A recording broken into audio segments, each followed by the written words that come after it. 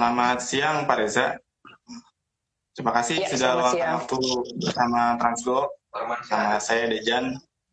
Diskusi kali ini saya akan pandu yang temanya pentingnya karsit untuk bayi dan anak dengan pembicara Pak Ereza, instruktur pengemudi dari Rifat Drive Labs. Sebelum mengulas lebih jauh terkait tema, bisa dijelaskan apa itu Rifat Drive Labs, Pak? Ya, oke. Terima kasih. RDL tepatnya ya. Jadi Rifat Drive Lab adalah sebuah lembaga diklat dan peningkatan kompetensi untuk para pengemudi.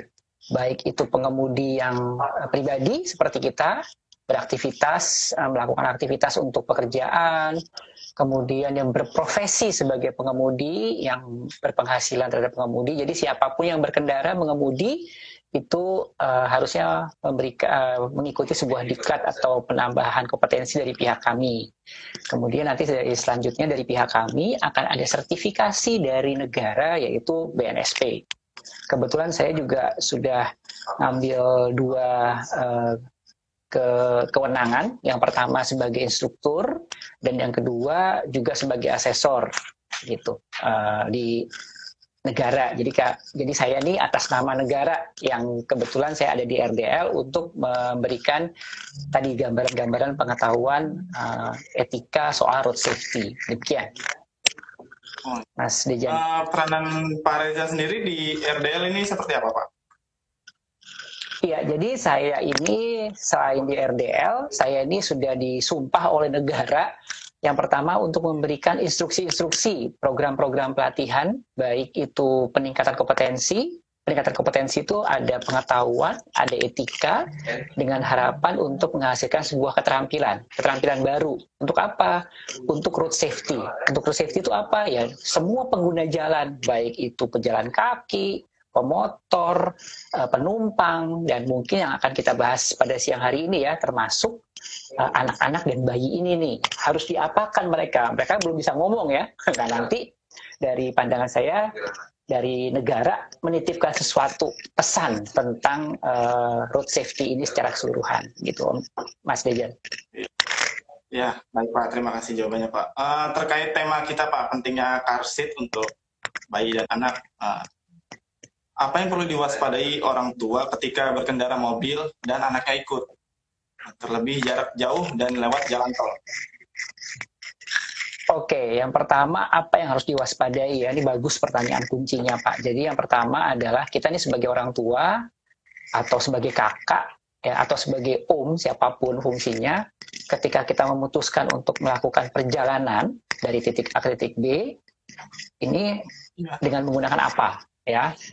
Kita sekarang spesifik di mobil. Nah, kita harus melihat bahwa mobil ini adalah sebuah benda yang sangat berbahaya. Kemudian kita jalankan, kita pakai, ada di jalan, tambah bahaya lagi. Gitu ya.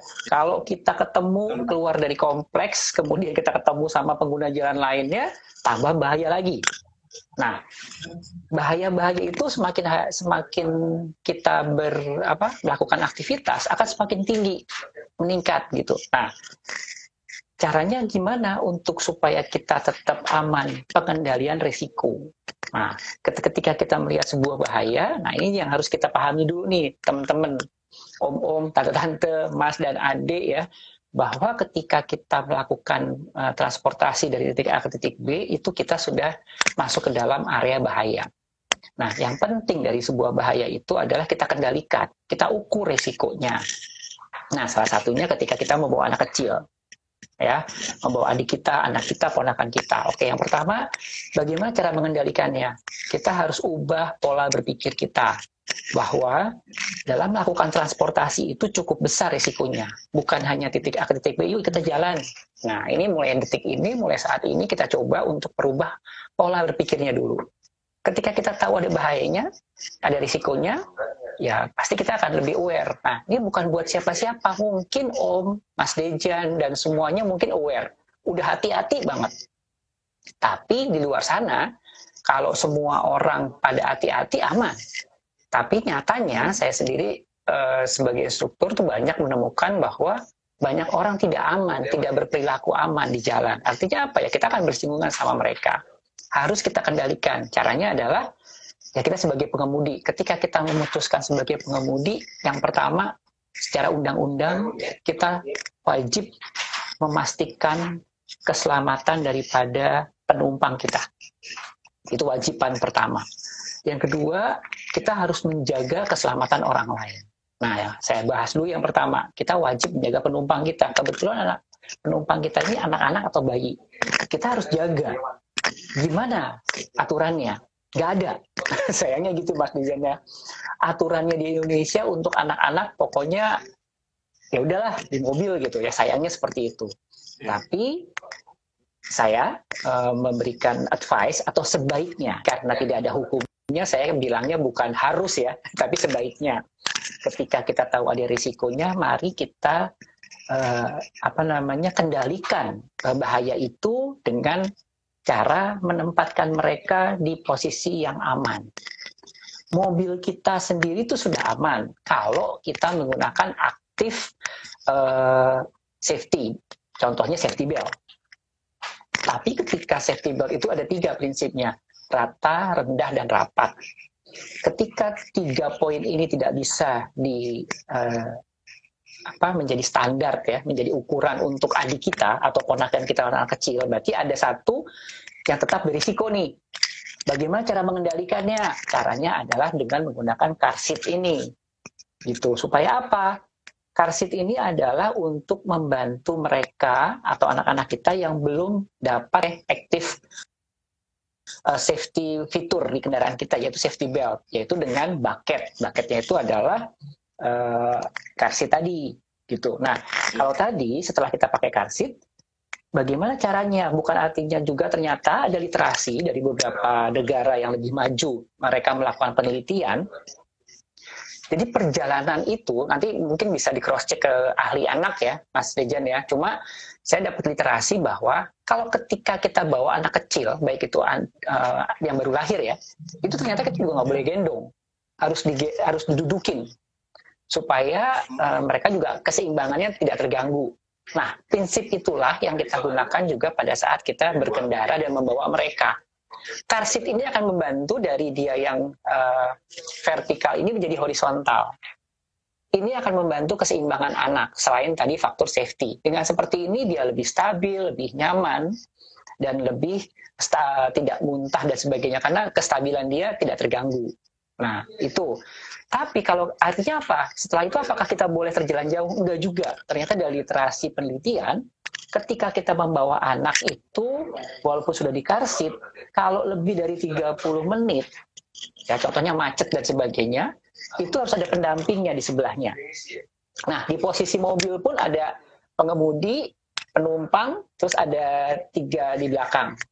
Nah, ini tergantung anaknya, tergantung car seat-nya. Ya, tapi kalau mau kita buat rata-rata saja, yang paling aman itu kita dudukan di yang paling kiri belakang. Itu posisi yang paling aman menurut penelitian. Nah, ditaruh di situ. Nah, ketika itu tadi ya udah kita bawa. Nah, ketika di tol itu udah beda lagi nih, Mas. Kalau tadi waktu perjalanan harus kita atur, nah untuk di tol itu beda lagi. Di tol ini udah pasti long trip ya untuk perjalanan, dan dia pasti ada getaran juga karena ngelihat dari literasi fakta bahwa kendaraan lajur tol kita seperti itu. Artinya apa? Ketika anak ini rewel, berarti ada sesuatu yang tidak pas, baik kita ngedudukinnya, posisi jalan kita, nyetir kita. Nah, sebagai pengemudi yang kita harus bertanggung jawab terhadap keselamatannya dia, ini kita harus stop. Jadi kalau melakukan perencanaan perjalanan, kuncinya adalah di anak kita. Begitu anak kita rewel, anak kita menangis, tandanya ada sesuatu yang nggak beres. Karena mereka cuma bisa nangis, nggak bisa ngomong. Kita berhenti, kita refresh lagi, kita berhenti untuk melihat posisi yang ketidaknyamanannya dia itu seperti apa. Mungkin gambaran awalnya gitu dulu, Mas Dejan. Baik Pak. Melihat dari masyarakat Indonesia, banyak di antara mereka yang pergi naik mobil bawa anaknya, tapi mereka lebih menggendong anaknya ketimbang car seat. Itu bagaimana tanggapan Pak Reza? Iya, saya di pengalaman pribadi saya nih ya, saya pernah waktu itu turun dari pesawat bawa anak saya masih bayi, kemudian pas lagi dari pesawat saya naik busway, naik bisnya tuh menuju ke satu port untuk turun. Nah, saya gendong kayak biasa aja gitu kan. Ternyata di sebelah saya ada bapak-bapak menegur, "Mas, kalau bawa bayi, ini bayi loh ya, jangan seperti itu. Tadi dari pesawat, Mas juga dudukinnya seperti ini ya?" Iya, salah, harus didudukin berdiri. Karena ini faktor keseimbangan, pasti bentar lagi anaknya muntah, dan benar. Jadi dari situ saya juga tahu bahwa ternyata bayi pun itu kan ada posisi yang memang tetap harus bisa duduk berdiri ya, jadi bukan ditidurkan karena itu berhubungan sama anatomi tubuh. Nanti bisa di cross check ke teman-teman kedokteran. Tapi intinya adalah memang harus posisinya berdiri. Makanya itulah gunanya car seat. Car seat itu membuat si bayi tetap posisinya sesuai sama kodrat manusia ya, berdirinya vertikal bukan horizontal gitu. Dan itu ada loh bayi, sejak bayi itu ada car seat yang memang ukurannya buat bayi gitu. Jadi memang harus posisinya berdiri, tidak untuk ditidurkan dan digendong. Nah, tapi bagaimana dengan teman-teman yang belum, kita tahu lah ya, car seat itu cukup mahal ya, Mas Dejan ya. Bagaimana ya, ketika kita tidak bisa menyediakan itu? Pengemudinya harus lebih ekstra hati-hati, lakukan perencanaan perjalanan lebih baik. Artinya apa? Kan pengendalian resiko dengan kita menyediakan car seat tidak bisa kita capai, gitu Mas Dejan ya. Artinya apa? Si pengemudinya harus fit, dia harus siap milih perjalanan bukan pada traffic yang sibuk, bukan pada area lalu lintas yang padat. Ya misalnya kita ke arah Priok nih. Ya udah tahu jam 1 nih, mungkin jam segitu orang-orang juga sekarang habis makan, habis lelah, plus di Priok panas, kita ngelihat truk-truk juga besar-besar, pengemudi truknya juga banyak yang pakai kaos, tidak nyaman, artinya lingkungannya nggak aman nih, ya lingkungan nggak aman, ya udah kita sebagai pengemudi jangan lewat situ deh, kalau kita atur perjalanannya. Karena bayi kita juga nggak bisa kita dudukan atau anak kita nggak bisa kita dudukan di tempat yang aman, ya seperti itu aplikasinya yang paling simple. Tapi ketika kita fit, mobilnya bagus dengan fitur-fitur keselamatan yang bagus, plus kita bisa datangkan car seat maupun car booster ya. Jadi ada beda nih, kalau car seat itu buat bayi dan buat orang-orang yang bisa belum anak 4-7 tahun dari bayi lahir sampai sekitar 9 atau 10 tahun. Tapi kalau udah di atas 10-11 ada namanya car booster. Nah, kalau kita bisa menyediakan itu ya udah. Kita bisa dibantu nih. Kita lelah-lelah dikit, mungkin kita jangan sendirian. Didampingin sama istri kita atau sama partner kita berdua. Intinya itu, kita bisa mengendalikan risiko aja. Itu udah cukup aman sih untuk anak kita dalam melakukan perjalanan, termasuk posisi dia berdiri itu. Gitu. Mas Teja. Ya, baik Pak Reza. Terkait dari kecelakaan Vanessa Angel, di mana anaknya turut di dalamnya Pak, dan selamat, itu apa yang bisa diambil pelajarannya Pak? Oke, yang pertama, menurut saya sebagai praktisi dari road safety, kalau kecelakaan itu bukan nasib, ya. Yang nasib itu adalah kita meninggal atau luka parah atau cacat atau meninggal, itu nasib, udah ya ditentukan sama yang di atas gitu ya. Kalau kontrak kita udah selesai ya udah. Tapi kecelakaan itu bukan nasib. Ya, nah sekarang kita lihat kenapa seperti itu. Jadi intinya bahwa ketika anak ini memang dia begitu fleksibelnya ya secara rangka tulang, dan dia posisinya waktu itu mungkin yang menjadi airbag-nya atau menjadi car seat-nya itu adalah entah almarhum atau entah baby sister-nya gitu ya. Jadi mohon maaf nih saya sedikit singgung, saya tidak dengan tidak mengurangi rasa hormat kepada keluarga almarhum. Jadi mungkin itu yang menjadi airbag-nya atau yang menjadi pelindungnya dari anaknya almarhum gitu ya. Tapi kan sayang, daripada ibunya atau daripada bapaknya, lebih baik ya car seat-nya gitu. Sekarang juga menurut saya sudah banyak kok di pasaran yang menyewakan. Jadi kalau misalnya kita belum mampu ya, kita sewa aja deh. Kalau kita mau ada trip gitu 1-2 hari, yuk kita pinjem aja. Dan yang paling penting adalah Mas Dejan dan teman-teman yang lain, kita mulai biasakan kepada anak-anak kita, ponakan, saudara, bahwa ketika kita berkendara keluar di jalan itu adalah bukan mainan. Jadi motor, mobil, di dalam mobil itu bukan buat mainan. Ada risiko dan ini yang berbahaya. Yuk kita nurut semua yuk, gitu. Dan ini saya terapkan kepada anak-anak saya. Jadi di jalan tuh bukan hanya pekerjaan sambilan yang cuma kita dari A ke B kok santai kok, enggak. Kalau kita mau di jalan tuh kita menghadapi sebuah risiko, ada bahayanya di jalan. Yang paling aman di mana? Di rumah, gitu ya. Nah, ketika orang sudah mulai tahu bahwa ada bahaya ketika kita naik mobil, nah kita akan lebih mudah mengedukasinya. Tapi kalau mereka punya pola berpikir belum ke situ, ya udah susah untuk merubah pola berpikir ini ya. Jadi yang pertama itu. Nah, dan tadi ya kita belajar dari Vanessa tadi. Mungkin sudah terjawab ya kalau soal beliau akhirnya selamat ya, anaknya dari almarhum. Ya. Apa aja sih Pak hal-hal yang sering diabaikan oleh orang tua ketika membawa anaknya di dalam mobil Pak? Oke, yang pertama adalah mereka ingin memindahkan ruang bermain ke mobil. Ya, rata-rata gitu ya. Nah, ini salah. Jadi mobil itu bukan ruang bermain. Jalan itu bukan tempat bermain. Jadi yang pertama, kasih tahu ini kita ke anak. Yuk, kita mau naik mobil nih. Nanti ketemu sama orang lain di jalan. Ketemu sama pengguna jalan lain di jalan. Tugasnya pengemudi memastikan penumpangnya untuk memahami dulu ini. Setelah tahu, semuanya sepakat, yuk kita kasih tahu nih. Bahwa yang harus dilakukan adalah menghindari atau mengendalikan risiko. Contohnya, yuk kita gunakan safety belt. Emang regulasi cuma penumpang di depan, tapi yang di belakang sebaiknya juga menggunakan safety belt. Dan ini sudah saya terapkan ke dalam keluarga saya sendiri. Ketika kita naik mobil, nggak mau nurut, saya nggak akan jalan loh. Ya udah.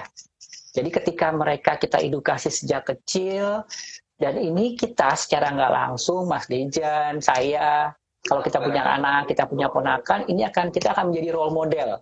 Jadi kalau Mas Dejan di jalannya, mohon maaf nih Mas Dejan, misalnya suka marah-marah, ini gimana sih ngaco gitu ya. Itu akan masuk ke anak-anak kita, oh kakak atau bapak tuh kalau di jalan begitu yang meresap loh kepada mereka. Nah jadi kita juga menjadi role modelnya mereka nih, jadi harus hati-hati gitu. Di jalan.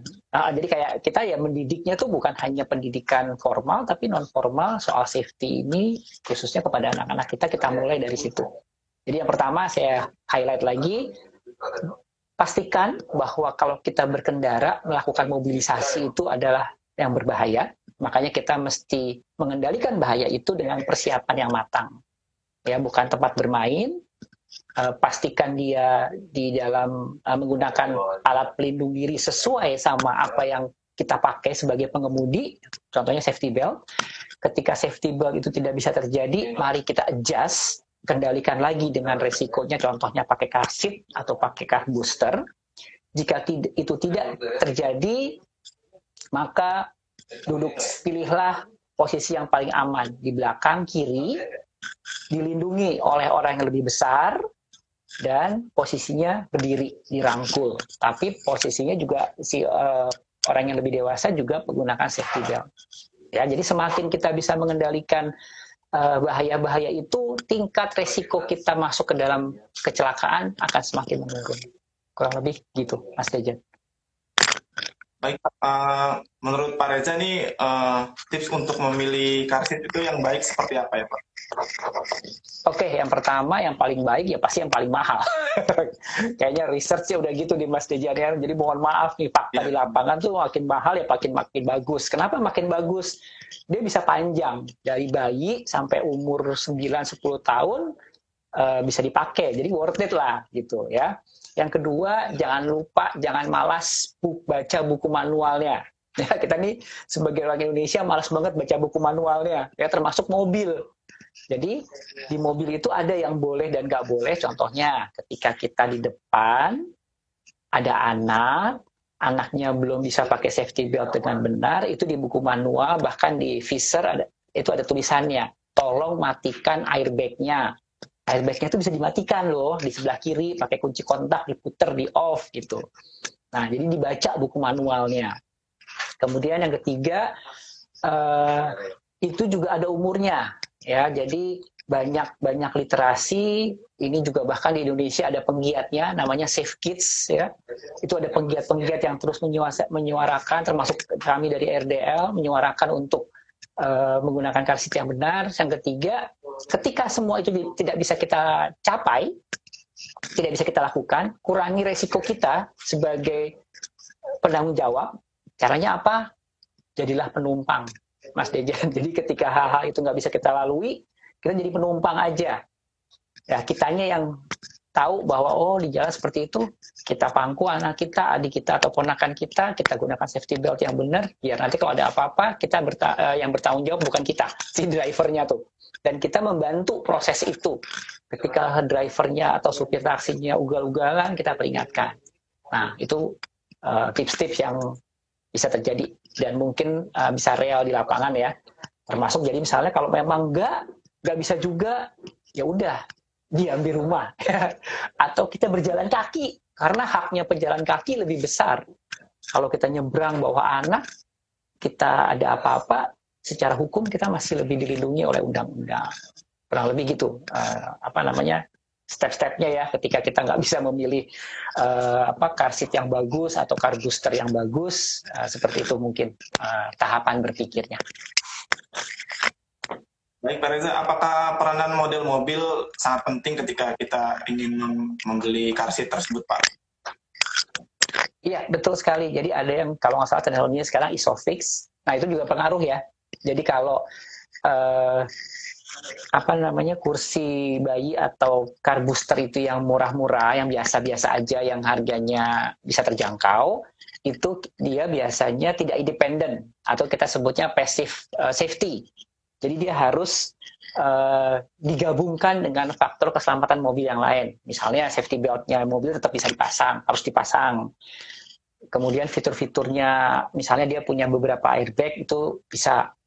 Tapi kalau misalnya yang premium, itu misalnya di mobil yang biasa-biasa aja, bahkan kita di dalam public transportation, di mobil umum, itu aman. Kenapa? Karena dia punya sistem yang protection yang independen. Sabuk safety belt-nya sendiri, sebelahnya juga ada bucket-nya sendiri. Nah gitu, jadi kalau simpelnya gini, mobilnya biasa-biasa aja, pilihlah car seat yang premium. Kalau mobilnya udah premium, bolehlah kita pakai car seat yang biasa-biasa aja. Gitu mungkin ya. Oh, jadi car seat itu ada beberapa jenis ya, Pak ya? Bisa dijelaskan, Betul. Pak, jenis-jenis car seat tersebut, Pak? Ya, jadi yang pertama tadi ya, kalau car seat-nya yaitu yang tidak bergantung kepada faktor safety-nya kendaraan, artinya ini bisa dipasang di semuanya, juga bentuk-bentuk kendaraannya, mau di depan, di samping, di belakang boleh, karena dia sudah aktif safety, punya perlindungan sendiri. Tapi ketika nanti kita menemukan car seat yang biasa aja, yang tetap dia tidak punya, disebutnya dia passive safety. Jadi dia sistem keselamatannya itu pasif, bukan aktif. Artinya apa? Nah, ini kita mesti sesuaikan sama kendaraan kita. Contohnya tadi, ternyata dia mesti disambungkan sama Isofix-nya, yang ada pengaitnya gitu di belakang. Harus ditempelinnya secara benar. Kemudian safety belt dari si kendaraannya pun harus melingkar di dalam car seat-nya itu. Kemudian juga posisinya nggak boleh di depan. Apakah harus juga nggak boleh ngadep ke depan, harus ngadep ke belakang. Nah ini macam-macam sekali tipe-tipenya. Tapi kurang lebih sih seperti itu. Jadi ada yang aktif, ada yang pasif. Nah kalau yang aktif itu biasanya dia sangat dinamis, bisa ditempatkan dimanapun dan dapat menyesuaikan dengan kondisi kendaraan apapun. Tapi kalau dia yang pasif, dia nggak bisa nih. Dia harus dibantu dengan faktor safety yang dimiliki oleh kendaraan. Contohnya tadi titik-titik tertentu dan pengait-pengaitnya itu wajib kita sediakan sendiri tambahan. Secara garis besar sih seperti itu ya. Ada lagi car booster ya. Kalau car booster ini hanya kayak bangku tambahan supaya safety belt yang di kendaraan kita itu memenuhi 3 unsur, yaitu rendah, rata, dan rapat, serta 3 titik minimal. Ya, baik Pak Reza, kapan car seat ini mulai populer digunakan dan bagaimana tanggapan Pak Reza tentang tingkat kesadaran masyarakat tentang pentingnya car seat untuk bayi dan anak, Pak? Kalau saya kemarin sempat baca-baca, itu udah lama sekali ya kalau di luar negeri ya, karena sudah menjadi bagian dari regulasinya mereka. populernya ya. Cuma untuk di Indonesia trennya ini ya belum gitu ya, kayaknya karena nggak ada payung hukumnya juga. Jadi ya makanya saya pakai bahasa sebaiknya. Gunakanlah sejak awal, karena ini pendidikan keselamatan ini harusnya sejak awal, sejak dini kita berikan. Kemudian tadi pertanyaan yang terakhir apa, saya lupa ya? Ya Pak. Yang pertanyaan terakhirnya, jadi kapan populernya dan itu tingkat kesadaran masyarakat tentang pentingnya karsit Pak. Nah ini sayangnya itu ya, tingkat kesadaran. Jadi kalau saya ngelihat publik figur itu teman-teman kalau posting-posting di Instagram dan sebagainya, saya melihat banyak bahkan mereka sendiri masih mendudukan anaknya di sampingnya tanpa safety belt gitu ya. Bahkan mereka masih bisa posting-posting. Nah ini sayangnya dilakukan oleh public figure juga ya, tapi saya pahami mungkin mereka belum tahu ada risikonya. Tapi tingkat kesadaran ini perlu kita tingkatkan mulai hari ini. Kenapa? Karena semakin hari saya melihat bahwa jalanan ini bukan semakin baik, tapi tingkat kecelakaan semakin tinggi, semakin banyak. Satu, karena faktor pandemi. Saya sebutnya sekarang banyak orang-orang menjadi green driver. Mungkin setahun kemarin, 2 tahun kemarin kita jarang mengemudi ya Mas Dejan ya, di rumah terus ya. Nah itu akhirnya kita kembali menjadi green driver. Ya, green driver itu artinya orang yang memang baru kembali lagi. Nah, itu kan butuh penyesuaian. Yang kedua, ya kita juga dihantam ekonomi gitu ya. Berarti ada apa? Orang yang berkegiatan di jalan ini udah nggak fresh pikirannya, udah terdistrak oleh kegiatan-kegiatan lainnya atau pemikiran-pemikiran lainnya. Nah, gitu. Plus ketiga, itu saya ngelihat bahwa banyak orang-orang tuh keterampilannya seadanya dalam mendapatkan SIM gitu. Jadi secara kompetensi banyak orang yang tidak kompeten ada di jalan. Saya sendiri sering melakukan training, kemudian saya lakukan asesi juga. Saya tanya, banyak loh yang nggak ngerti rambu, ya. Mobilnya udah kenceng-kenceng tapi sekarang injeksi, motor udah injeksi, tapi rambu aja nggak ngerti. Kemudian mindset ya, bahwa di Indonesia ini kita terutama banyak sekali bahwa berpikiran rambu, polisi itu kayak musuh. Padahal polisi, rambu, petugas di jalan itu sebenarnya menjaga kita loh, mengamankan kita loh. Kenapa? Contohnya tadi ada polisi memperingatkan, SIM-nya dibawa nggak Pak? Kemudian itu Pak, rambunya dilihat. Saya kan cuma mau ngasih tahu, saya kan mengingatkan. Ketika mindset ini kita ubah, ya pasti jalan ini akan berkeselamatan. Nah, sayangnya di Indonesia seperti itu. Tapi yang bagus nih, maksudnya dari Transgo mulai menyuarakan hal-hal seperti ini. Jadi pendidikan road safety itu bukan hanya safety dan defensif ya, mungkin safety defensif itu apa sih? Nah, kalau kita mulai hari ini menerapkan kepada anak-anak kita bahwa ketika di dalam kendaraan wajib pakai safety belt, wajib pakai car seat, itu kita sudah menerapkan apa yang menjadi defensive driving atau menjadi pengemudi yang defensif. Artinya apa? Kita mempersiapkan segala sesuatunya. Ada orang lain yang mungkin berbuat kesalahan, ketemu sama kita di waktu dan jalan yang sama kita, tapi kita udah prepare. Itu defensif sebenarnya. Gitu. Ya, jadi kita udah langsung menerapkan nih. Kalau safety aja kan nggak ada peraturannya, saya nggak perlu dong. Ya itu memang safety. Jadi safety itu ngikutin aturan regulasi udah. Ya udah memang nggak ada. Mohon maaf nih aturan di Indonesia belum seperti itu. Tapi kita udah tahu nih jalanan itu menjadi sebuah area tempat yang berbahaya dan semakin hari semakin meningkat resikonya. Yuk kita antisipasi dengan kita mulai sadar sendiri. Nah, sadar sendiri ini namanya defensif. Simple kok ilmu defensif itu, nggak usah ribet-ribet. Tapi kita ikuti aja. Kita bisa melihat resiko, kita bisa melihat bahaya, kita kendalikan, udah. Kita langsung naik nih kastanya sebagai pengguna jalan. Yaitu kasta di mana? Kasta pengguna jalan yang berkeselamatan atau defensif tadi. Gitu, Mas. Ya.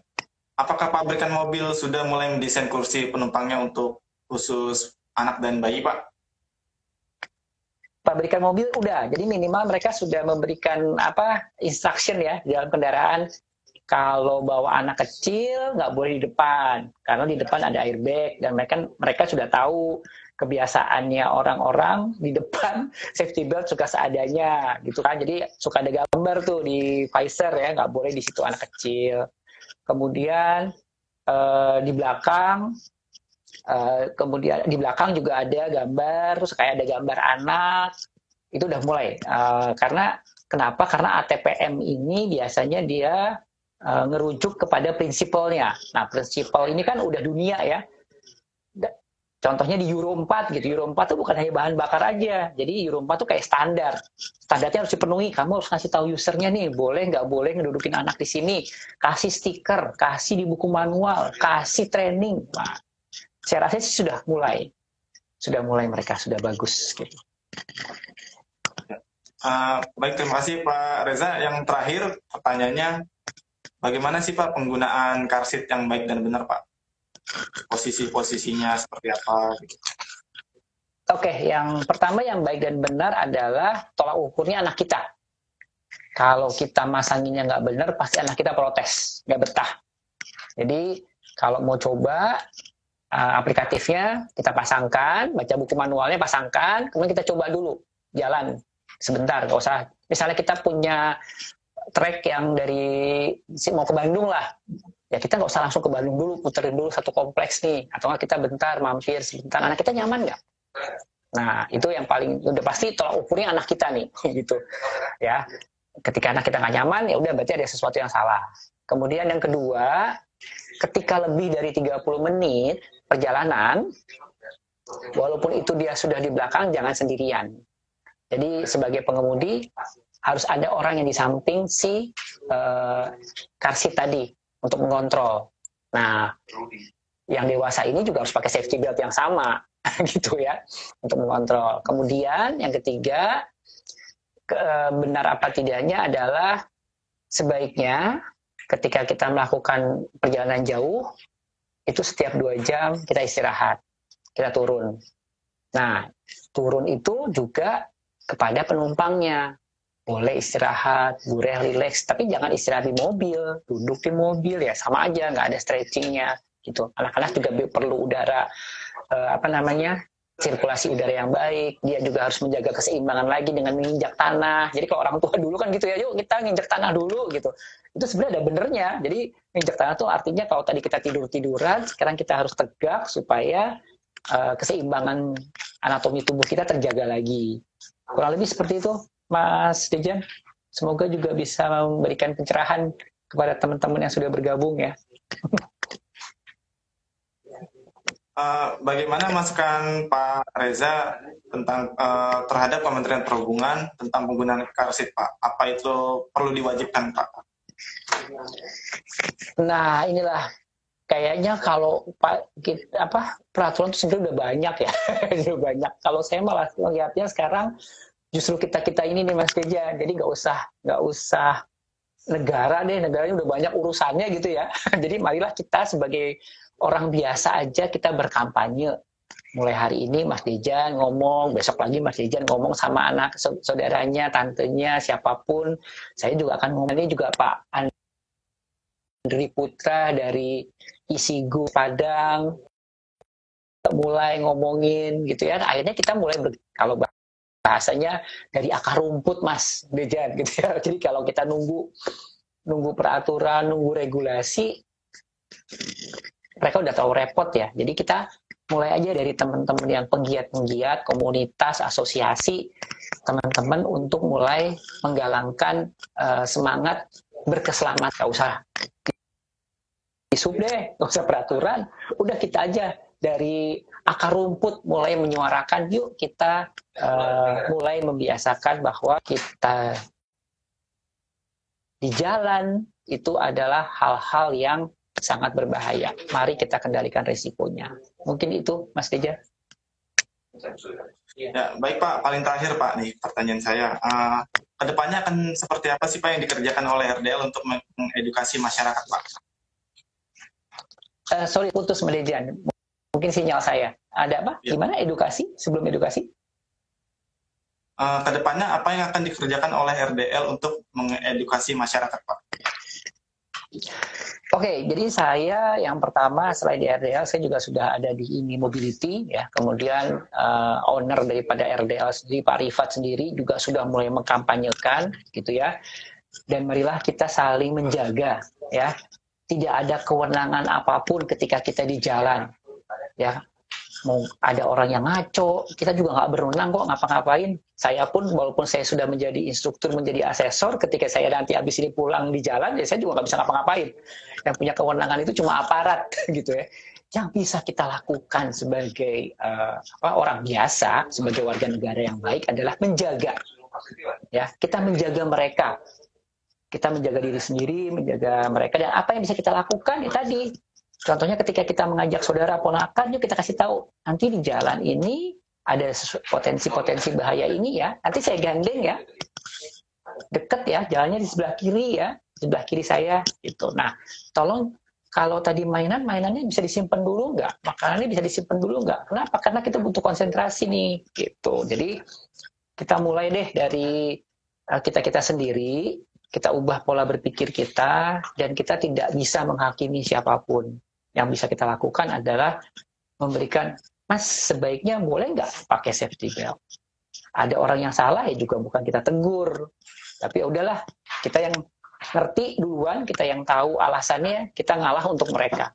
Ya, contohnya tadi, misalnya simpel nih Mas Dejan ya, ketika Mas Dejan atau kita naik motor atau naik mobil, terus ngelihat ada orang, ada penumpang satu mobil, ada penumpang anak kecil masih main-main gitu, oh ya udah nih, dia nggak pakai safety belt, dia nggak pakai car seat, resikonya tinggi. Ini orang tuanya nggak ngerti nih. Ya udahlah, kita aja yang antisipasi. Mungkin itu yang akan dilakukan oleh RDL, dan saya minta bantuan dari teman-teman semua. Mari kita merubah pola berpikir kita, dan kita tidak melakukan apapun di jalan, tapi kita jaga mereka. Ya, kita yang mengantisipasi. Kalau bapak-bapak dan ibu-ibu, mas-mas, mbak-mbak melakukan itu, beliau-beliau sudah melakukan apa yang namanya defensive road safety, ya, atau kita sudah bisa menjaga keselamatan orang lain tuh di defensif intinya, Mas Dejan. Itu yang RDL coba lakukan. Jadi bersosialisasi, selalu mengadakan edukasi, dan contohnya seperti ini, saya dikasih kesempatan luar biasa ini. Terima kasih sekali dari Transgo News. Baik Pak Reza, terima kasih banyak atas waktunya. Semoga diskusi siang ini bisa bermanfaat dan jadi sarana edukasi untuk masyarakat, terutama untuk orang tua ya Pak. Saya Dejan dari Transgo, pamit undur diri Pak. Selamat siang. Oke, selamat siang Mas Dejan. Terima kasih buat semua yang sudah mendengarkan. Terima kasih.